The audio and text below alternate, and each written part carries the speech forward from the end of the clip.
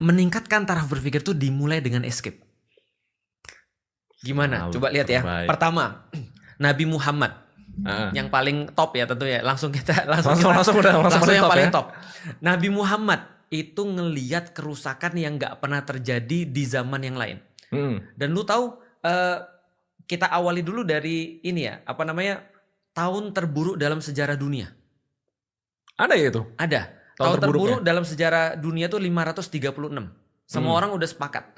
Karena pada saat itu untuk sekitar 70 tahun, 50 sampai 70 tahun ke depan, bumi itu benar-benar paceklik. Gara-gara ada gunung meletus di mana-mana. Paceklik itu apa? Paceklik itu gue ada bahasa-bahasa yang harus bukan kemarau panjang. Paceklik itu crop berhenti berproduksi.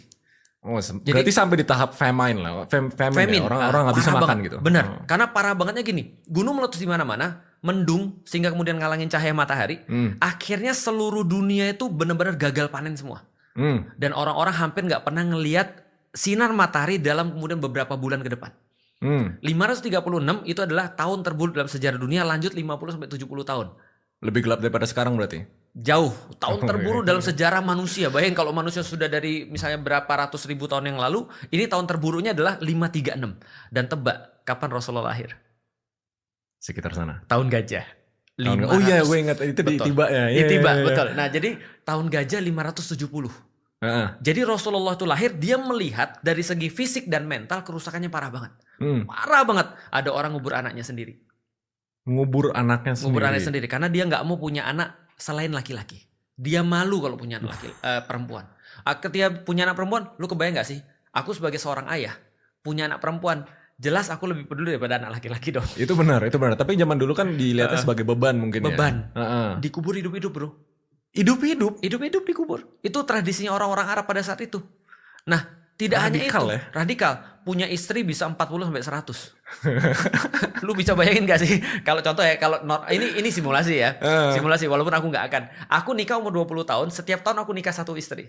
60 tahun aku punya istri yang bervariasi antara umur 60 sampai umur kayak koleksi sih, bisa dipajang gitu kan. Nah, ketika seorang Arab mati yang punya istri banyak, istrinya diwariskan. Emang gitu konsepnya dulu? Benar, konsepnya gitu. Lu bayangin aja, kerusakan apa lagi? Riba merajalela. Segala macam, kemudian orang-orang yang budak lahir hitam apes. Karena dia bakal jadi budak kan gitu kan ya. Dia lahir kemudian punya nasab bagus, dia langsung tiba-tiba jadi tinggi. Apalagi kalau dia anak. Dulu ada masalah pejabat juga nggak? Ada. Tapi apapun yang Anda temukan sekarang masalah-masalah ada di masa Rasulullah SAW. Ada juga orang yang nyulap tuh. Dari bukan bensin waktu itu ya. Oh, bukan bensin. Oh iya. 90 ke 92 gitu kan. Duanya dari mana gitu. Nah betul. Nah ada juga tuh model-model kayak gitu. Nah apa yang dilakukan oleh Rasulullah? Escape. Beliau naik ke Gua Hira. Untuk escape dari semua itu, karena kalau kita tidak escape, kita nggak akan pernah lihat lebih terang dan lihat lebih jelas. Itu kan kayak perspektifnya, kita nggak bisa nge-solve masalahnya kalau kita bias banget ada di dalam semua permasalahan itu. Kan kita harus punya perspektif yang kalau bahasanya tuh non partisan, non bias gitu. Betul. Kita harus lihat dari luar, bener-bener cari solusinya. Jadi dia escape. Dan berapa lama Rasul escape? Itu lebih daripada setahun. Oh ya? Rasulullah escape, lihat dari atas, benar-benar literally dari atas, dia bisa ngelihat Mekah seluruhnya dari Hira itu. Lalu kemudian dia ngelihat dari segi kemudian makna, apa sih yang menjadi permasalahan ini sebenarnya. Dan hasil dari escape itu Allah turunkan Iqra bismi rabbikal ladzi khalaq. Nah, bacalah dengan nama Tuhanmu yang Maha Pemurah. Bacalah, itu adalah awal daripada mencerdaskan umat. Berarti kabur aja dulu tuh nggak salah. Nggak salah. Karena nabi-nabi banyak kabur juga. Iya, bener. Itu baru satu kan? Iya. Dua, lu tahu Nabi Musa? Musa pernah kabur. Oke. Escape. Bener, escape. Ceritanya dia kan ini habis podcast ini sih menurut gue escape room naik nih pendapatannya. Oh, iya. Nanti ada orang bikin escape room ya. Musa orang istana, tapi tidak mau memanfaatkan fasilitas bapaknya. Benar. Jadi kita ngomong siapa? Ini kayaknya kebalikan. Iya kan ya. Nah, Musa tidak mau memanfaatkan fasilitas bapaknya dan dia tahu bahwasanya dia punya purpose. Tapi ketika dia lagi jalanin purpose dan prinsipnya bahwasanya dia paling nggak suka ada orang terzolimi. Jadi Musa itu orang yang nggak pernah bisa diam dan akan selalu ngamuk ketika terjadi sesuatu kezoliman. Pernah terjadi ada dua orang berantem antara the have sama kemudian orang-orang yang dalam tanda kutip ya minority. Lalu ketika dia berantem nih dua orang dipisah. Cuma karena saking kuat, berhenti jangan berantem, satunya mati. Cuma pisahin doang. Ketika mati, dia dianggap jadi pembunuh. Apa yang dia lakukan? Dia diinformasikan sama orang dalam, kamu jangan di sini dulu deh. Kamu pergi dari sini dulu karena kamu serve a bigger purpose dalam hidup kamu. Escape. Dia pergi ke Madian. Kan pemimpin kita juga sempat escape ke Yordania kalau nggak salah. Kalau itu bukan Musa kayaknya. Karena itu lain-lain Beda, itu lain lagi. Berarti kabur itu adalah termasuk salah satu bagian budaya para nabi. Dan gak hanya Nabi Musa, gak hanya Nabi Muhammad. Hampir semua nabi dikasih waktu untuk escape. Dengan tujuan untuk menaikkan taraf berpikir dulu. Taraf berpikir dulu. Karena sebelum taraf berpikir naik, dia harus escape. Satu lagi, Dragon Ball. Anjir, Dragon Ball. Dari Gua kira Nabi bakal ke Dragon Ball ya. Iya, gua kira bakal One Piece. Kalau Dragon Ball gue ikutin. Dragon Ball lo ikut. Ikut. Lu tahu Mr. Popo? Tahu. Tinggalnya tahu di mana? Di atas kan. Dia punya space and time room. Ya kan ya. Nah, ketika dia masuk ke sana, dia escape sebenarnya. Tapi bukan untuk kabur untuk selama-lamanya, tapi untuk mempersiapkan satu hal yang lebih penting. Di situ kan dia jadi super saya kan? Yeah. One Piece.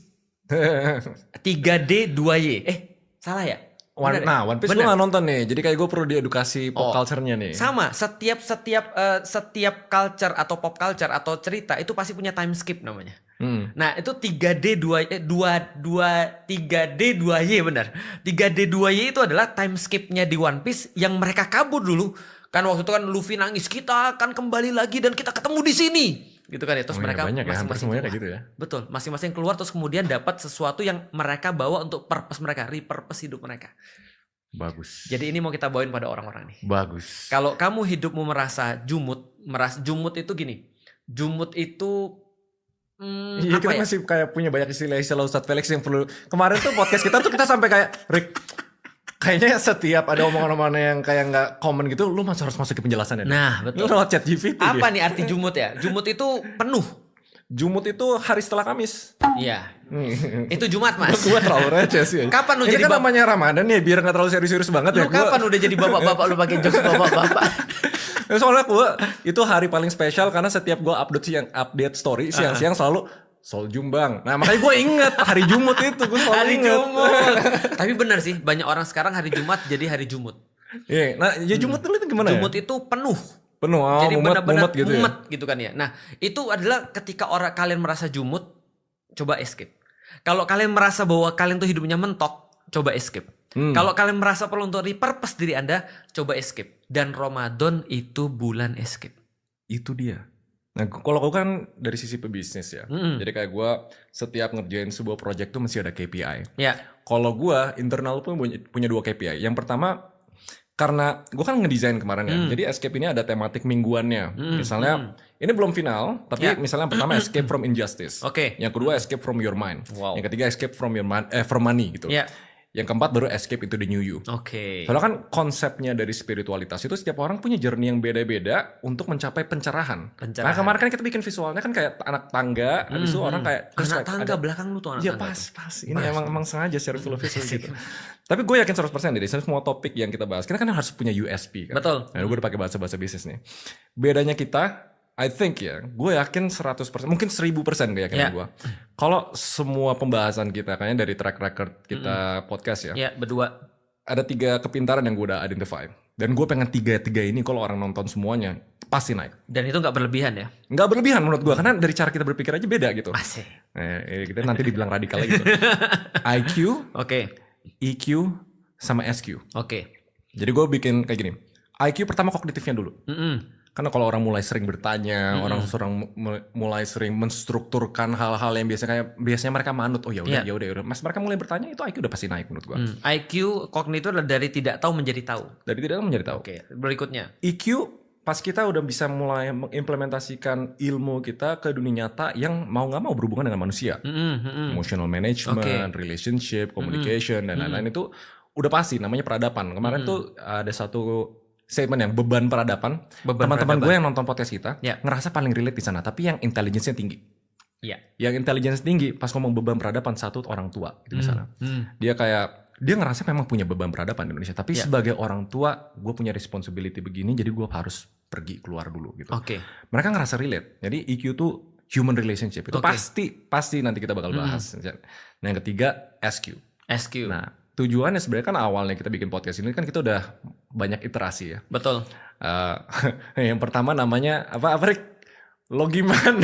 Logiman. Konsep pertama kita namanya Logiman. Gue bilang nggak Logiman karena logika sama iman kan. Iya. Logiman kita harus disponsor Logitech dulu baru namanya Iya, Logiman. benar. Nah, yang gitu kan. Sampai akhirnya mengkerucut ke Escape. Tujuannya ya balik lagi ke, gue ingat banget ya pertama kali podcast sama Ustadz Felix. Dan gue sengaja nih, outfit gue ini sebenarnya kombinasi dari semua topi yang sama, jaket yang sama. Ini baju yang sama. Selalu gue pakai kayak penjara kan, penjara pikiran kan. Asik. Nah makanya di minggu pertama, karena temanya adalah kita mau crisis building dulu, ya itu konsepnya. Aku ingat kalau ini gerombolan si Berat. Si Beret. Pasti lu nggak nyambung karena itu bukan umur lu. Bukan Coba umur klik lu. aja nanti teman-teman ya, gerombolan si Berat gitu. Si Berat. Si Berat. Apa tuh si Berat? Itu ada di Donald Bebek. Jadi ada penjahat-penjahat pakai baju itu. Iya. Bener, karena semua orang di Indonesia tuh gue ngerasa penjara paling gede, yang size-nya paling gede dan security-nya paling kuat tuh penjara pikiran sendiri. Benar sih, ini ya. Semua problem ada di sini. Semua problem ada di sini. Liberation of mind itu lebih bagus daripada apapun. Apapun. Liberation of mind itu dari apapun. Kayak banyak meme kan waktu itu kayak misalnya binatang. Yang seumur hidupnya tuh udah biasa jadi apa sih namanya? Kayak emang dipakai manusia gitu. Misalnya kayak kuda. Kayak sapi, kuda dan lain-lain. Kemarin ada video gue liat fresh banget. Kuda tuh dia bener-bener gak ada apa-apa. Diginin. Pasangin. Pura-pura. Diikat-ikat terus ditarik. Kudanya ikut. Itu menurut gue udah definisi penjara pikiran. Artinya kalau kita mau ngelakuin apa-apa, mau breakthrough. Ini kan liberation kan dari kata-katanya kan. Kita harus bisa bantu orang keluar dari penjara pikiran itu. Betul. Dan itu dimulai dari escape. Dimulai dari escape dulu. Karena menurut gue penjara pikiran, salah satu penjara pemikiran ya, yang paling parah yang di Indonesia dan itu dimulai dari kecil adalah soal ABC itu. ABC? Iya. Seolah-olah harus ada jawabannya di situ kan. Oh, pilihan ganda. Oke. Pilihan ganda kan. Benar. Nah, emang kita nggak boleh berpikir selain ABC gitu maksudnya. Benar. Kan bisa jadi jawabannya ada di D dong. Iya. Dan yang paling rendah daripada taksonomi Bloom adalah ketika Bloom's taksonomi itu adalah ketika orang harus memilih gitu maksudnya. Dan tidak bisa berpikir analyzing bahwasanya ada sesuatu di luar daripada pilihan-pilihan ini kan gitu kan ya. Dari kecil tuh kita udah dibikin boundariesnya. Iya. Udah dibikin temboknya. Betul. Lu kalau berpikir nggak boleh seluas ini. Betul. Segini aja gitu. Betul. Dari sistem pendidikan, sistem pemerintahan dan lain-lain semuanya tuh kayak gitu. Dan itu yang konstan dilakukan oleh orang jahat sebenarnya. Itu. Mereka pengen agar orang berpikir sesuai dengan apa yang mereka mau. Sehingga mereka tidak perlu untuk khawatir. Oh, aku ngerti pembatasan informasi. Sebenarnya selain dari pembatasan informasi, kalau menurut gue yang lebih akurat adalah pembatasan pilihan. Pembatasan pilihan, misinformasi. Seakan kayak pilihannya tuh nggak banyak gitu. Oke. Opsinya dibikin dikit, jadi mau nggak mau pasti orang kegiring. Aku relate nih. Sekarang kalau sudah Dragon Ball, One Piece, Avengers gue lebih relate. Nih, gini ya, kita mau kasih tahu ya. Kalau lu nggak mau escape dari apa yang menjadi keseharian lu, atau apa yang menjadi sudah pakemnya diri lu, maka lu nggak akan pernah untuk jadi siapapun di masa depan. Maka Avengers ketika Endgame, kan kita bingung tuh. Setengah orang mati. Spider-Man hilang, Doctor Strange hilang. Padahal dia yang ngomong bahwa saya satu di antara 14 juta itu dia yang tahu sendiri kan. Satu doang yang menang, bener kan? Satu doang kan? Kan dia belum ngasih tahu. Iya kan ya? Siapa lagi hilang? Captain America hilang gak sih? Enggak, Black Panther yang hilang. Black Panther hilang. Sama Bucky juga hilang kan ya? Iya, banyak yang hilang kan ya? Bucky hilang dan segala macam. Nah, maka ketika dalam titik itu mereka harus berpikir, oke, kita balik lagi deh. Ketika kata orang gini, kalau di depan itu sudah buntu, maka balik ke belakang adalah pilihan satu-satunya. Balik ke belakang. Iya, tapi kalau kita di depan buntu dan belakang buntu, maka naik ke atas. Artinya semua escape. Rasulullah itu bukan hanya sekali escape. Tapi pertama ketika dia melihat kekacauan yang sangat besar sekali, dia escape untuk ke Hira, untuk ngelihat lebih dalam lagi, ngelihat lebih jelas lagi. Kedua, ketika dalam hidupnya dia paling sedih, dia dikasih escape untuk ke langit. Isra Mi'raj. Apa namanya? Isra Mi'raj, naik ke langit. Nah, dari ini penting nih. Beda-bedanya kalau di podcast ini kan gue sekalian beneran mau belajar Islam. Iya, ini keren banget sih lu. Ini wajib nih. Atau enggak gue di roasting dulu. Lu mau lihat Raymond Chin sholat Jumat? Kemarin kita udah trade. Oke, gue sholat Jumat. Tapi abis itu nanti kita nge-gym bareng sambil ngedakwah. Ayo. Nge-gym bareng sampai sholat Jumat ya. Oke, jadi artinya Avengers tuh mencari cara yang belum pernah ada. Karena kalau dia stay pada ABC, pilihan berganda, dia nggak dapat untuk bagaimana cara balik ke belakang kan? Benar. Berarti dia harus cari sesuatu yang nggak sama gitu maksudnya. Itu yang kita pengenin dari escape. Nah, tadi gue sambil jalan kesini kan gue nanya Rofi. Rofi kan soleh ya, anak soleh ya Rofi ya. Namanya aja Rofi ya. Rofi, Pak Rofi. Jadi mama waktu itu kayak titip, Re ini kan kamu. Oh ini berarti ini titipan mama nih ya. Titip Re, lihat nih soleh, sholat. Gitu. Terus gue nanya Rof, brief gue dong kayak Ramadan ini gue tahu konsep besarnya gitu kan, menahan diri, puasa itu biar kayak kita detox dan lain-lain gitu. Apa sih yang jadi kuncinya Ramadan? Terus dia jelasin ada satu hari, tapi kita nggak tahu kapan. Yang pahalanya tuh sampai 1000 bulan. 1000 bulan. 1000 kali apa 1000 bulan? 1000 bulan. 1000 bulan. Iya. Nah terus Feren nanya gitu loh. Kita bisa tahu nggak hari apa gitu biar hari nanti itu kita sedekahnya lebih banyak. Ya. Nanti Feren harus di sini sih. Supaya kita kasih tahu ya cara mendapatkan 1000 bulan. Yang pertama adalah asyhadu. Asyhadu. Kalau gue bismillah, assalamualaikum. Kalau dua orang di sini nih harus kita KPI akhirnya harus asyhadu nih. Iya betul. Masya Allah ya. Terus dia bilang kayak apa jawaban kita ini ya Rof ya kayak ya itu Allah yang tahu gitu. Kita nggak mungkin kayak dikasih tahu hari apa, itu mah jadi kayak kita ini. Terus gue bilang jawaban gue ya nanti paling di email. Tapi ada spillnya kok. Ada spillnya. Jadi kita bahas. Tapi benar berarti satu hari dari 30 hari di bulan Ramadan itu pahalanya 1000 bulan. Lebih tepatnya 1 malam. 1 malam. 1 malam bukan 1 hari. Kalau di dalam Islam 1 hari yang paling bagus itu adalah hari ketika Arafah, ketika wukuf di Arafah. Hari Arafah itu 9 Zulhijjah. Sabar. Oke. Ini gue mau belajar.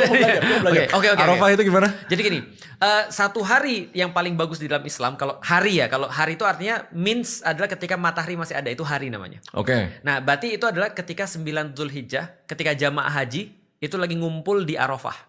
Namanya hari Arafah. Itu hari paling bagus. Tapi kalau malam Arafah paling ini bagus. Tempat. Apa? Bukan. Arafah ini situasi, Arafah tempat itu time and place. Oke. Jadi ada hari nama hari Arafah, ada tempat namanya tempat Arafah. Nanti kita in depth, nanti kita bahas lagi. Tapi kalau malam yang paling bagus, malam Lailatul Qadar namanya. Lailatul itu Qadar. Kan. Betul itu. Gue sampai lupa tadi ini sebenarnya. Lailatul Qadar itu kata Allah di dalam Al-Quran, khairum min alfi syahrin, lebih baik daripada 1000 bulan. Jadi minimalnya lu dapat 1000 bulan. Tapi by chance lu bisa dapat lebih daripada 1000 bulan. Berarti 1000 bulan itu 88 tahun ya? Kalau nggak salah. Harusnya. Nanti coba dihitung. Gua nggak bisa ngitung. Nah kalau malam berarti dia nggak ada matahari, itu malam tuh. Nah berarti aktivitasnya adalah aktivitas malam. Kenapa malam? Nah karena malam itulah ada sesuatu yang bisa ditunjukkan di mana kemudian cahaya nggak ada. Hebat kan? Jadi gini ya. Ternyata ada banyak hal escape itu kenapa gambarnya itu malam. Karena di malam itu atau ketika kadang-kadang terang itu tidak hanya cahaya. Tapi bisa jadi terang tuh terang itu ada pada saat yang paling gelap. Contoh ya misalnya ya, biji apa nih? Biji apa dulu? Biji. Okay. Itu cuma bisa tumbuh ketika dalam gelap. Itu benar. Karena ada hormon-hormon yang bisa tumbuh ketika gelap, ya kan ya. Yang kedua, malam itu memberikan ketenangan yang nggak diberikan siang. Siang itu keramaian, malam itu memberikan ketenangan. Ketenangan itu memberikan kontemplasi, escape. Maka orang-orang ketika dia bosan dengan siang, tunggu malam. Tapi ketika dia sudah kemudian kegelapan di malam, nanti pasti akan ada siang. Allah nyiptain ini bergantian nih. Nah, contohnya biji itu hanya bisa tumbuh ketika malam. Yang kedua, orang-orang ketika malam biasanya dia istirahat. Tapi Allah bilang, ayolah sediain waktu bangun. Karena di malam hari itu sinyalmu lebih kenceng. Karena kan kalau main HP zaman dulu ya, ini zaman dulu ya. Zaman dulu. Orang-orang pada tidur kita main. Nah itu koneksinya lancar. Dulu ketika aku masih kuliah, lu tau gak ada happy hours?